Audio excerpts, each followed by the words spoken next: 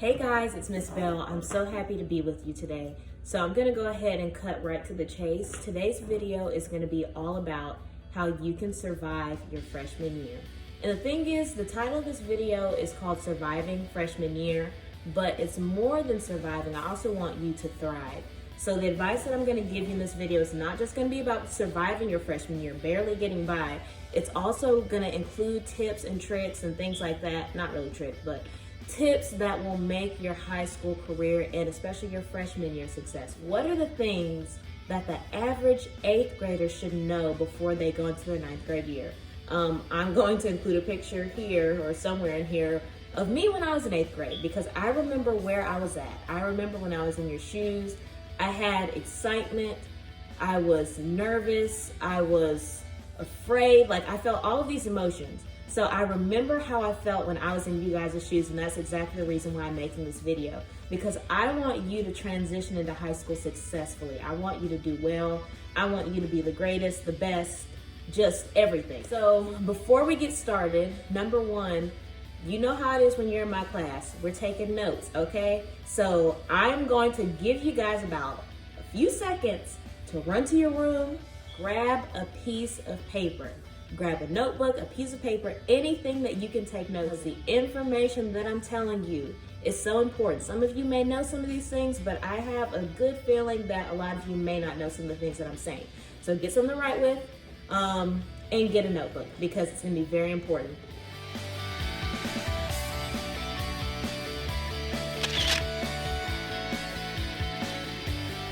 Number one, stay in contact with good friends from middle school. So I remember when I was leaving 8th grade and going on to 9th grade, some of my friends that I had in middle school were going to the same high school that I was, others were not. And I would advise you guys, when you get to high school, when you get to 9th grade year, a lot of things are gonna be new. It's gonna be a fresh start. Everything's gonna be new. It's gonna be a new adventure, new challenges. And if you can, I feel like it would be best for you to not drop the friends that you had from middle school who aren't at the same high school as you. Stay in contact with them, whether that's through phone numbers, Snapchat, Instagram, whatever it may be. Those good, positive, strong friendships that you had in middle school, don't let them just be middle school friendships. Bring them into high school, because that same support system that helped you when you were in middle school can also help you in high school. So that's my first piece of advice as far as your social life. All right, number two. Be open to making new friends. So I just talked about keeping those same friendships from middle school if they were positive, but don't just feel like, oh, I have my friends already. I don't need any new friends. I met one of my best friends on the first day of freshman year. And I know that doesn't happen for everybody, but it happened for me. And sadly, throughout life, we kind of lost contact. Life has a way of doing that. Some friendships survive, others don't.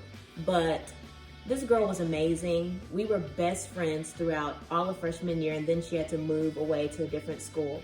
But her friendship really meant the world to me, because we were in all the same classes. We could always talk to each other about homework. Like, we just had such a strong bond. So make sure that you are open to making new friends, because you can never guess the good things that could come out of new friendships. So don't just close yourself off. Make sure that you're open. Number three, and I need you guys to hear me on this one. Make sure your friendships are built off of positive mutual interest. So what do I mean by positive mutual interest? If you have a group of friends in high school, let's say it's a mixture of friends from middle school and a mixture of new friends, you want to make sure that the glue that is holding your friendship together are positive things and mutual things. So mutual just means that it's something that you all have in common. There should be some type of common ground that is holding your friendship together, but not just common ground. It should be positive common ground. So that means if you have a group of friends and the positive, and not the positive, but the mutual interest holding you together is maybe getting in trouble together, skipping class, dibbling and dabbling into substances that you are not supposed to be dibbling and dabbling into, that's not a friendship that's worth holding on to. The friendships that you should have positive mutual interest holding you together. So I'll give you an example of what I mean. This is a good example. Let's say that you just love playing basketball. You want to try out for the basketball team. And so you are trying to do pickup games over the weekend as much as you can leading up to basketball tryouts.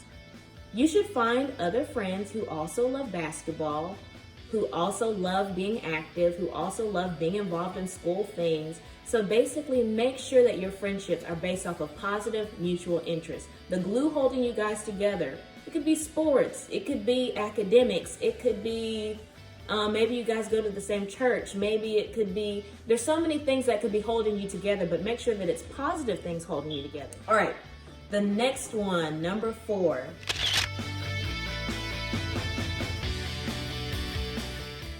Get involved in extracurricular activities. So this is something that I feel like I did pretty well when I was a freshman in high school and even in middle school. I always loved doing sports. I always loved being involved in different clubs and things like that.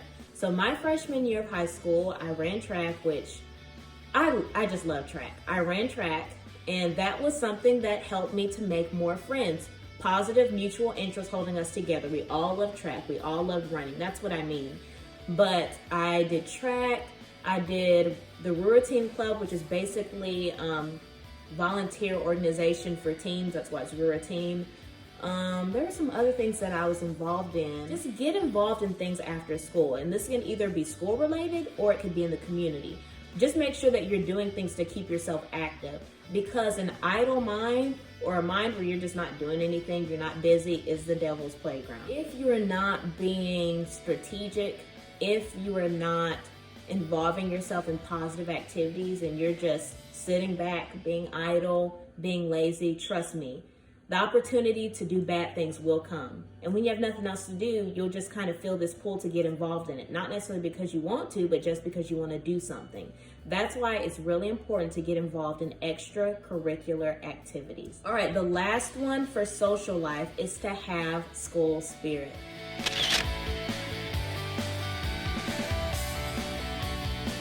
So this is something that I feel like I did not do too well. I loved my high school. I love my high school. I feel like I had school spirit, but when I say have school spirit, I mean attending games. So basketball games, football games, tennis matches. Of course, I ran track, so I was at all the track meets. But I'm just saying, like, there's just something special about having that deep emotional connection to your high school. So going to games on Friday nights, cheering your team on, being with your school through the wins and the losses. That's something that I feel like I did not do well, because even though I did love and support my school, a lot of times I just didn't see the importance in attending games. I was one of those where I was like, my homework and my schoolwork and my grades are most important, which they are very important, but in a lot of ways, I feel like sometimes I use that as a crutch, and I kind of hid behind books because I don't know if I would say I was afraid, but I was just really shy. But I just wish that I could have broken out of that shell and just gone to basketball games, gone to more football games. I can probably count on 2 hands the number of sporting events that I went to when I was in high school outside of track, which is pretty sad. I wish I would have gotten involved a little bit more and just attended more games and things like that. I think it's good socially for you to be connected to your high school. All right, so that's all I have for social life. So let's go ahead and go to academics. So make sure that you're writing these things down. The first thing that I'm going to tell you for academics is to make sure that you're striving for excellence. This should not be any type of new information for you, because if you were in my class in 8th grade, you know that I did not accept anything but your best. Of course, that was my expectation for you guys. If you chose to turn in lesser, you got a lesser grade, but everyone knew that I expected greatness, I expected excellence from you, and nothing less than that. Make sure that you're carrying that attitude over into 9th grade, and I'm gonna tell you why. I've always been an overachiever since as long as I can remember, even dating back to elementary school. I've always been an overachiever, striving for excellence in everything that I do, especially academics.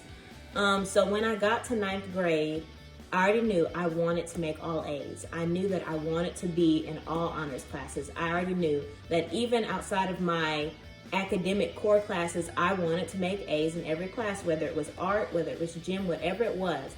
I decided that I wanted to have a mindset of I'm going to be excellent in every single thing that I do. I know that I have some athletes watching me. It's great, it's amazing if you're excellent on the football field, but if you're not excellent in the classroom, it really doesn't mean anything. Because if you're wanting to play at the collegiate level, they're not just going to look at your highlight reel, they're not just going to look at your little football tapes, they're also going to look at your transcript, and they're going to see how dedicated you were in the classroom.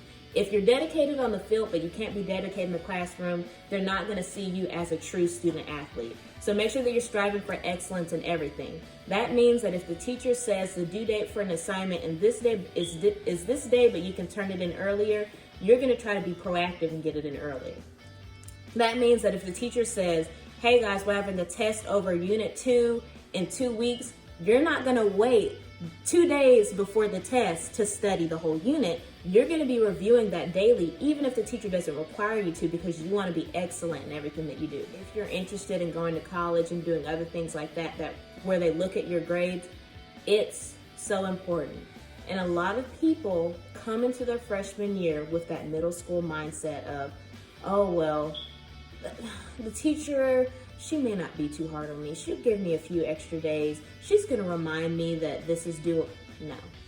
It's time for you to grow up. It's time for you to become responsible for your own education. Take charge of your education. Freshman year, despite what anybody may tell you, listen to Miss Bell. Freshman year is important. It is the foundation for the rest of your high school career. So if you goof off, make F's your freshman year, it's going to be hard to pull yourself out of that. Number 2, underneath academic. You have to learn that school goes beyond just sitting in a classroom and taking notes and listening to your teacher. Your teacher already knows the information. They're teaching it over and over to multiple classes, and some of them have been doing it for 20 years. They know this information. They understand this information. But you cannot just sit in a classroom and take in information and write down information, never study it, never look back over it for 3 weeks, and then expect that you're going to pass the end of the unit test. Some may be able to, but the average person, when I think about the students that I had in my classroom, you guys are normal, just like me. Miss Bell was not able to sit in the classroom, listen and take notes, not look at information for 3 weeks and then pass a test. I couldn't do it. If you can do it, great for you, but the average student cannot. So make sure that you're practicing good study habits. That means, that goes back to what I said when I said take full control of your education. That means that even if your teacher does not say explicitly, hey guys, make sure that you're reviewing the information that you took notes on during class today. Even if they're not saying that you're supposed to be doing that for homework, you're already supposed to be doing it. Make sure that you're practicing good study habits. I can't say it enough, but it's so important. Go home and just review the information. If you have vocabulary words, make note cards for yourself. Sometimes your teachers are not going to require, hey guys, I want you to make note cards. I want you to do word charts. Turn it in so I can see that you're studying. A lot of teachers in high school aren't going to require that anymore because they're expecting you to do it on your own time. So it's very important that you learn how to study. Be kind and respectful to all school faculty. And some of you may be wondering why this is under the academic section. I'm going to tell you why. Toward the end of your high school career, a lot of you are going to be interested in going to college. A lot of you are going to be, if you don't go to college, you're going to be interested in going into the workforce directly. Some of you are already going to have jobs while you are in high school. And going to college, getting a job requires a recommendation. And that's going to require you to go to someone inside of your school and ask them to speak on your behalf and say, yes, this is a responsible student. Yes, this is a respectful student. Yes, this is a talented student. Yes, this student can problem solve. But if you were always goofing off in class, if you were always being disrespectful to your teacher, if you were always sitting in the principal's office for bad things, if you were being disrespectful to people who work in the school and other teachers saw it, and basically they're not going to be able to speak on your behalf. So it's very important that you're carrying yourself with dignity. It's very important that you're treating other people with respect and dignity, because in the end, you're probably going to need them to go to the next level that you're trying to get to. So it's very important to be respectful to everyone. Next one, number 4, and I've already talked to you guys about this, but I'm going to remind you again. Take the ACT your freshman year. Some of you may feel like it's not necessary to do it that early because you're only required to take the ACT your junior year typically, but I think that you should take it your freshman year. So you may ask why. I'm going to tell you why. Number 1, I didn't take the ACT my freshman year, and I wish that I would have. The first time I took it was my sophomore year of high school, so that was 10th grade. And basically, when you take the ACT for the first time, it gives you the ability to look back at those scores, see which category you didn't score too well in, study for it, prepare for it, build yourself up so that you can take it again and get a higher score, or take it multiple times and get to the score that you want to get to. A lot of times it takes practice, it takes time, it takes studying to get that score up. But if you're limiting yourself and taking it later on in your high school career, you're basically giving yourself less time to get ready for the ACT and make a higher score. I'm just telling you, my most stressful year of high school, it was between junior and senior year. Junior year was so stressful because you're thinking about college. If you're taking honors and AP classes, it is a lot. I was doing track. I was in multiple clubs. I was over certain clubs, like in government, over the clubs. So many things going on. And honestly, you may say, well, I can take it my junior year and I'll have time to study. I'll have time to get an ACT book, and you're going to be so busy. You're going to be so busy. I think it's better if you take the ACT early in your high school career. See where you're at and then see how you can build yourself up. So basically, you're giving yourself extra time if you want to use that extra time. If you don't want to use that extra time, that's fine. But if you wait until junior year, you're really putting a lot of stress on yourself at the last minute, and I just wouldn't advise it.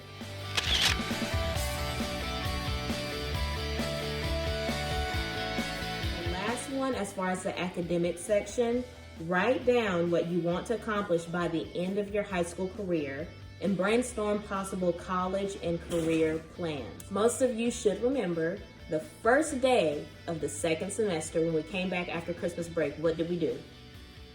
I hear silence, so I'm going to tell you what we did. Basically, we dedicated that whole day, the first day back, to goal setting. So what kind of student do you want to be in high school? What kind of things do you want to achieve in high school? What are your short-term and long-term goals? We spent that class period just mapping out the type of student we wanted to be, the type of grades we wanted to get, the things that we wanted to get involved in, the things that we wanted to accomplish. And the whole purpose of that was to basically write the vision down and make it plain.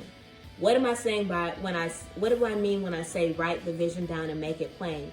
You're writing down the vision that you have for your life in simple language, understandable language for your mind. Because a lot of times you say, I'm going to do this, I want to do that. Oh, that's such a great idea. That would be such a cool project. But it just stays right here. It never manifests because you never write it down. It's so important to write things down because once you write it down, it becomes more realistic for your mind. Once you write it down, you start to think, okay, so here's some steps that I can take in order to accomplish this goal. But if it just stays right here, typically it just stays right here. It stays an idea. So it's very important to write things down. And the third and last category, thank you guys for sticking with me this long if you're still here.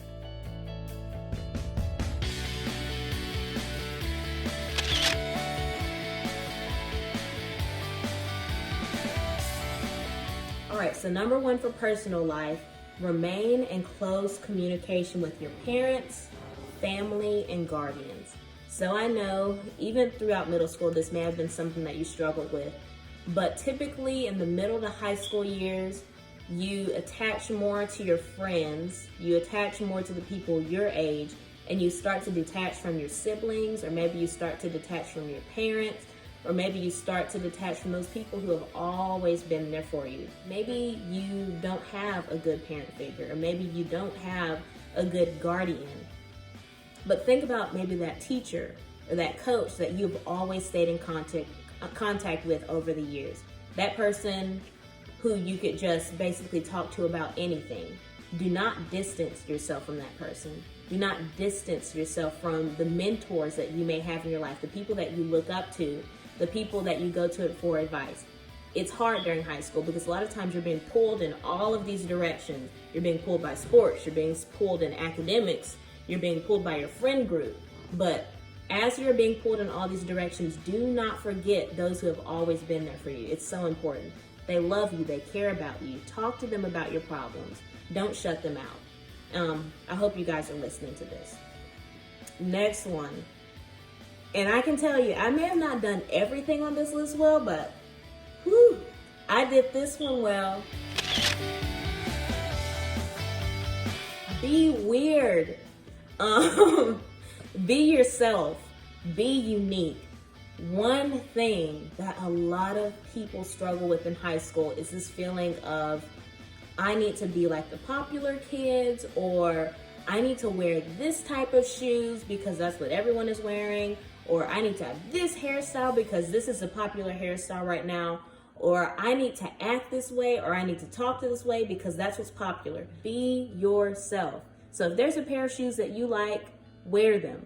I've seen for myself, even in the middle school, kids talking about other kids' shoes and saying, oh, those aren't the shoes that are... Don't get caught in that mess. I want you to be you. Wear what you want. Whether it's shoes, whether it's a certain style of clothes, a certain brand of clothes, as long as you're following the school dress code, be you. Don't feel like you have to turn yourself into someone else to be accepted, because the people who are meant to be in your life will be in your life. They're not going to care about the shoes or the clothes or the hairstyle that you have. Those are all petty, childish things. So don't get caught into that. Just a quick story. I was weird in high school.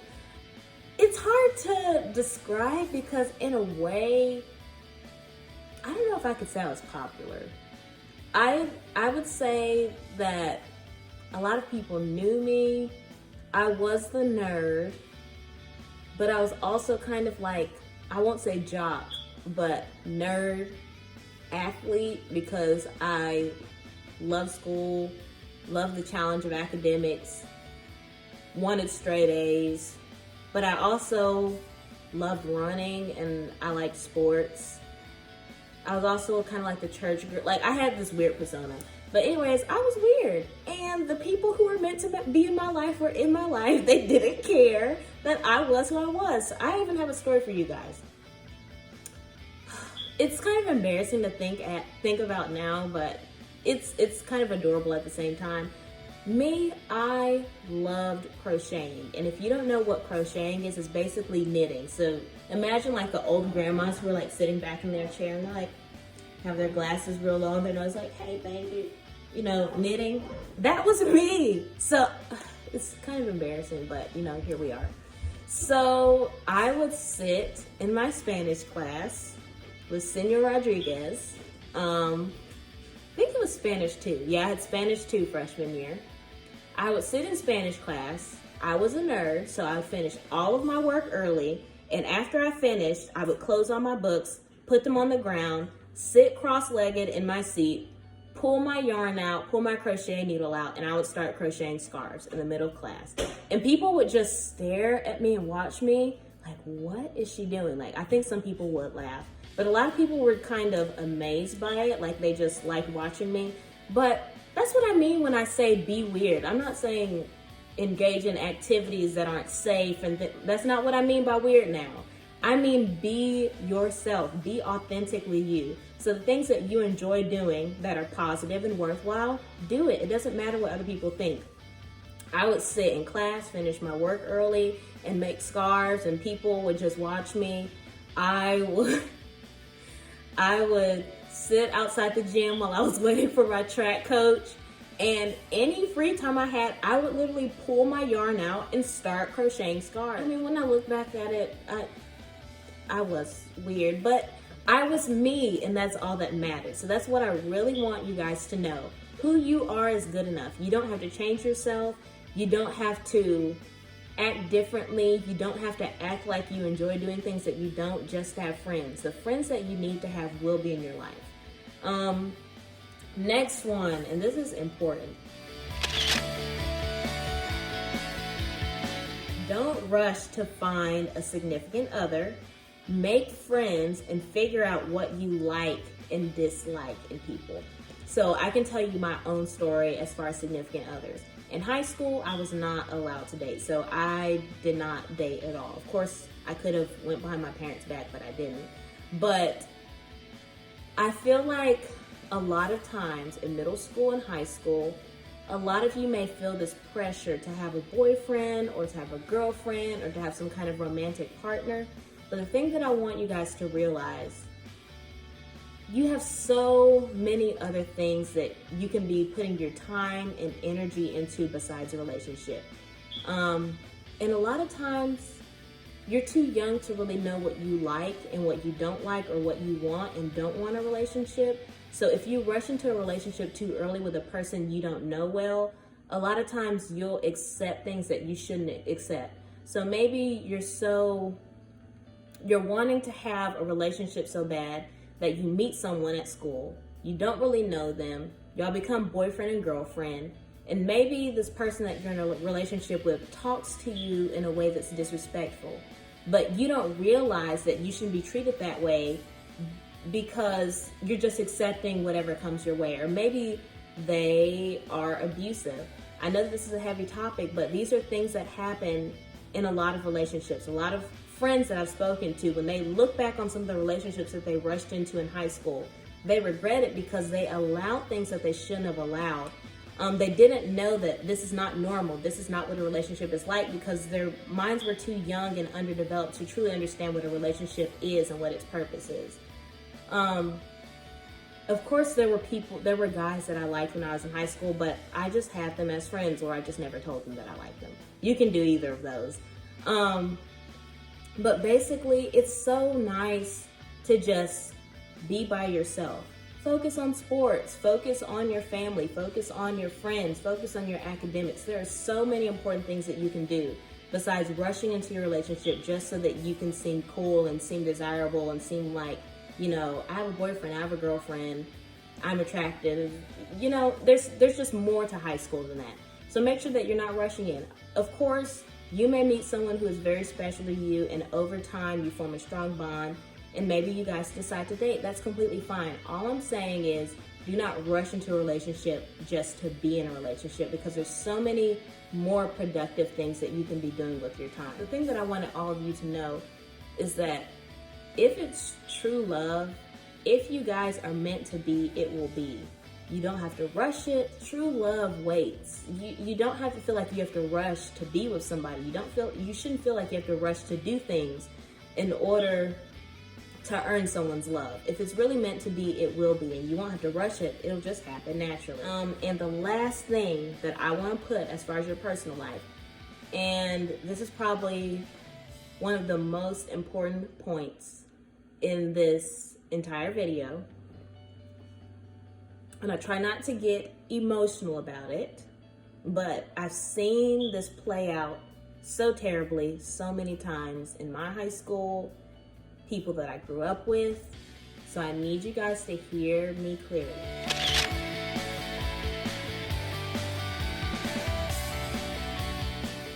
Do not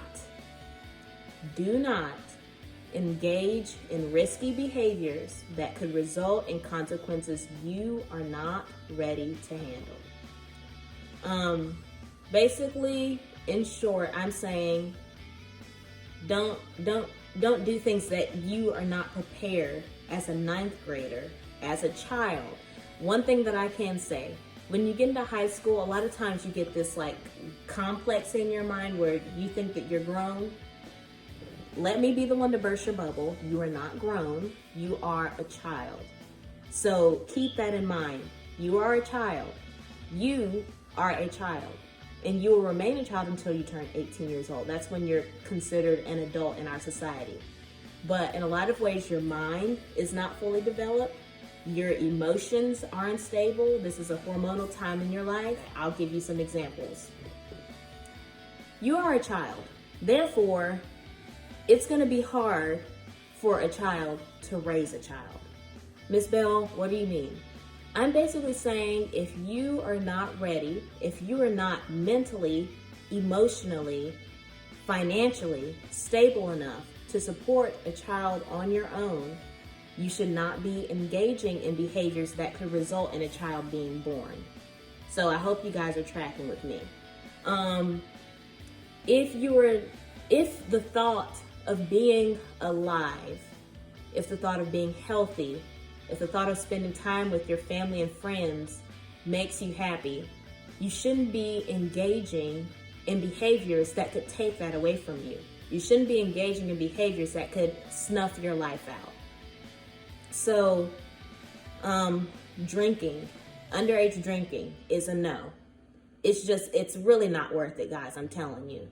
Some of the things that could result from underage drinking, from just wild toxic behavior, it's just not worth it in the long run. So many things can happen while you're under the influence of drugs or alcohol or other substances. It's just not worth it. The high that people say that they get from doing these things, you can get that same excitement, you can get that same zeal out of spending time with your family, out of doing things that you enjoy, out of running the touchdown at the game and everybody cheering your name, by passing that person on the last 100, on that last 100 meter of the 400 meter run and winning the race and getting first place.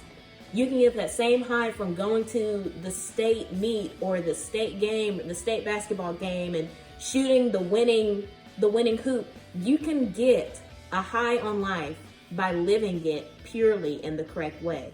You do not have to engage in risky behaviors. You don't have to drink. You don't have to smoke. You don't have to engage in romantic behaviors in order to be happy and satisfied with your life.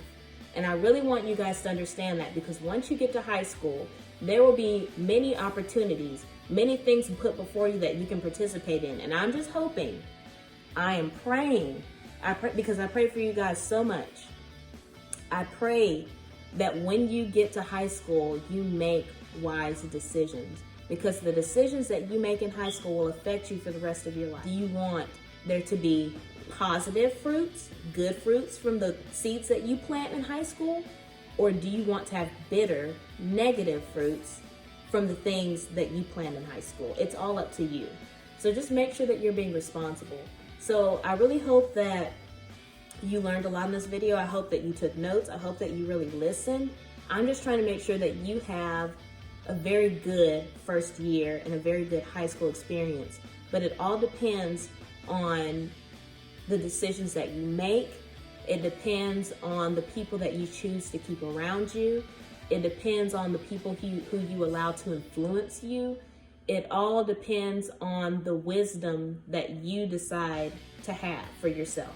So make sure that you're being wise, make sure that you're being responsible, and most of all, I want you guys to remember that you are very much loved. So I'm just hoping that you guys stay safe, make wise decisions, and please, if you need to, revisit this video and watch it again right before high school, because I want you guys to have an amazing experience. I hope you have a great day, and I hope you enjoyed this video.